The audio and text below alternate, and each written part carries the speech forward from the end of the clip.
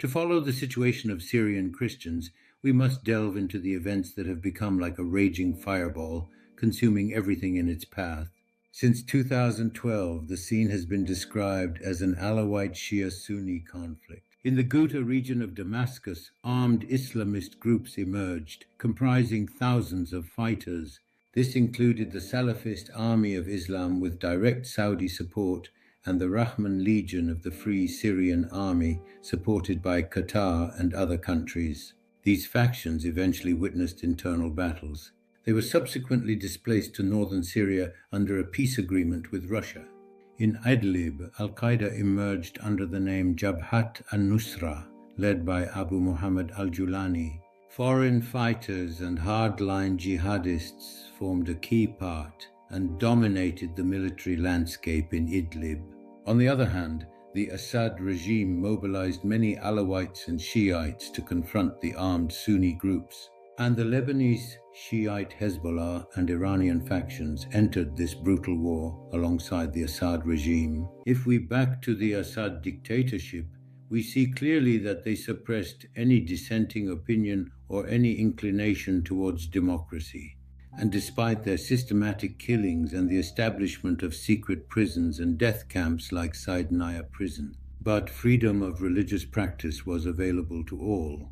During the Assad dictatorship, there were approximately 15,000 mosques. However, this freedom being conditional on non-referring to the dictatorship regime and not interference in state politics. In the Christian context, many church properties were confiscated by the Assad Ba'athist dictatorship, and they allowed a very few new churches. They interferenced in churches' life and even interference in the appointment of bishops. In contrast, the current rulers of jihadist Islamist groups vehemently oppose any notion of democracy aiming to implement Salafist Sharia law.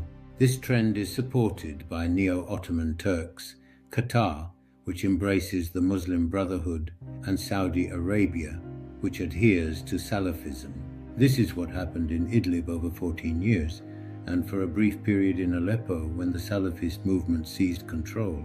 In 2013, I was part of a Christian committee that met with leaders of Islamist factions in Antioch to discuss preventing Islamic law on Christians. Ironically, al-Qaeda and the Assad regime thwarted the outcomes of these meetings. On the other hand, Christian leaders such as the Orthodox and Syriac patriarchs deliberately ignored these meetings. This later led to kidnappings and killings of Christians. The kidnapping of Bishops Paul and John had a different context. One context was their acquisition of details concerning both al-Qaeda and the Assad regime during their efforts to rescue kidnapped priests. But the question they hide is, why did Bishop Paul go to Antioch, and why were negotiations held outside Syrian borders? Given that the priests and bishops were kidnapped in the outskirts of Aleppo, an area of conflict between al-Nusra and the Syrian Army. In the next parts, I will try to reveal many of the documented details and speak on the situation escalated to Christian areas in central Syria, such as Maharda, al-Suqaylabiyya, and Wadi al-Nasara, where Muslim-Christian fighting broke out. This was followed by the formation of Christian militias to defend Christian areas against surrounding Islamist factions. Unfortunately, many were killed on all sides. I will reveal more in the following parts.